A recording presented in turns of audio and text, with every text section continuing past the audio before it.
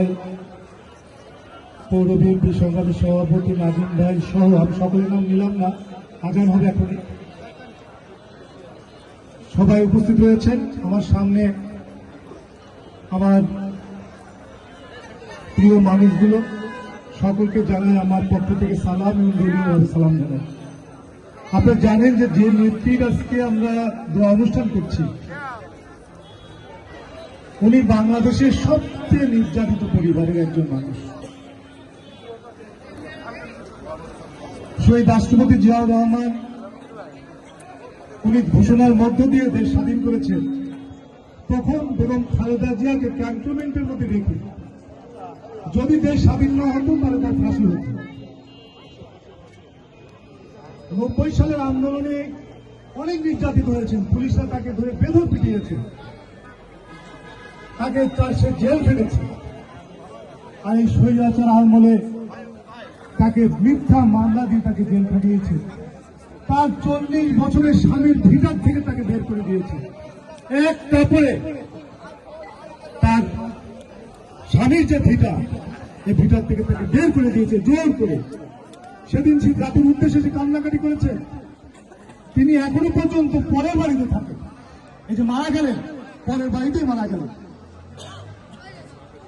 আজকে এই জিয়া পরিবার বাংলাদেশের মানুষের জন্য এত নির্যাতিত, এই মহিষী নারী এই বেগম জিয়া বাংলাদেশের মানুষের জন্য যা যা করার, দেশের জন্য যা যা সবকিছু করেছেন। আজকে সেই নেত্রী, যে এশিয়া মহাদেশের ভিতরে সবচেয়ে জনপ্রিয় মানুষ, আজকে তার দোয়া অনুষ্ঠান। আপনারা জানেন ঢাকায় ওনার জানাজা হয়েছে, কোটি কোটি মানুষ হয়েছে, আমরা সেই জানাজা অংশগ্রহণ করেছি। আল্লাহ আমাদের তৌফিক দিয়েছে তার মতো একজন মহিষী নারী জানাজায় যে আমরা অংশগ্রহণ করতে পারছি, আল্লাহ কাছে লাখো শুকরিয়া। আজকে বড় সুখ, বড় মানে আনন্দ পেয়েছি সবচেয়ে বেশি যে ওনার কবরটা যখন জিয়াউর রহমানের পাশে দেওয়া হচ্ছে।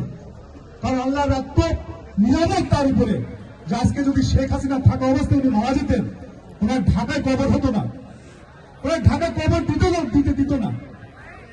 আজকে দেখেন কত ভাগ্যবান মহিলা যে আজকে এমন একটা সময় মারা গেলেন যে তিনি তার স্বামীর পাশে তিনি দাফন করলেন। এটা আপনাদের দোয়া, আল্লাহর অশেষ রহমত। আপনারা সকলে তার জন্য দোয়া করবেন যেন আল্লাহ তাকে সর্বোচ্চ জান্নাত দান করে এবং আল্লাহ যেন তাকে সমস্ত গুনাহ মাফ করে দিয়ে তাকে নিষ্পাপ করে দেন এবং উনি যেন আল্লাহ যেন তাকে একদম সম্মানের সাথে বিনা হিসাবে তাকে যেন জান্নাত দান করে। আমরা সবাই আমিন বলি। আরেকটি কথা আপনারা দোয়া করবেন, তার সন্তান জনাব তারেক রহমান এতিম, এই দুনিয়ার কুলে তার কেউ নেই, আর না আছে বাবা, না আছে মা, একটা ভাই ছিল সেও মারা গিয়েছে।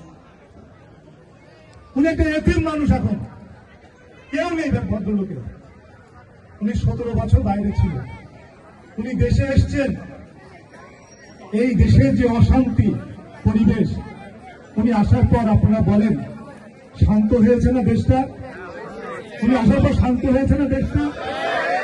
তাহলে যে লোকটি আসলো বিদেশ থেকে, আসার সাথে সাথে দেশ শান্ত হয়ে গেল, মানুষ উৎফুল্ল হয়ে গেলেন। আগামী দিনের মানুষ তাকে যে প্রধানমন্ত্রী হিসেবে দেখতে চায়, তার যে গার্ড, সরকার যেন তাকে গার্ড দিচ্ছে, সরকারও ভাবে যে আগামী দিনে তারেক রহমান হচ্ছে বাংলাদেশের কর্ণধার। এই জন্য ওনাকে নিরাপত্তা, জীবনের নিরাপত্তার জন্য ওনাকে গার্ড দিচ্ছে। আর্মি, পুলিশ, বিডিআর সমস্ত সংস্থারা তাকে গার্ড দিচ্ছে, তার যেন কোনো ক্ষতি না হয়। কারণ তার ক্ষতি হওয়া মানে বাংলাদেশের ক্ষতি হয়ে যাওয়া, তার ক্ষতি হয়ে যাওয়া মানে বাংলাদেশের মানুষের ভাগ্যের ক্ষতি হয়ে যাওয়া। সেই কারণে তাকে সরকার উপলব্ধি করতে পেরেছে। এই জন্য সরকারের কাছে আমরা হাজারো শুকরিয়া, আল্লাহর কাছেও শুকরিয়া। আপনারা সবাই দোয়া করবেন জনাব তারেক রহমান যেন নিরাপত্তার সাথে এবং ভালোভাবে আমাদের মাঝে থেকে আগামী দিনে বাংলাদেশের মানুষের পাশে থেকে বাংলাদেশের মানুষের ভাগ্য পরিবর্তন করতে পারে এবং বাংলাদেশকে একটা স্থিতিশীল দেশ হিসাবে উনি গড়তে পারেন। আপনারা সকলে তার জন্য দোয়া করবেন। আমরা আবারও শহীদ রাষ্ট্রপতি জিয়াউর রহমানের আত্মার মাগফিরাত কামনা করে এবং আমার নেত্রী দেশনেত্রী খালেদা জিয়াকে আল্লাহ যেন সর্বোচ্চ জান্নাত দান করে, তার জন্য আমরা দোয়া করব। আর আয়োজনে যারা আছে, এখানে কুল ইউনিয়ন আছে।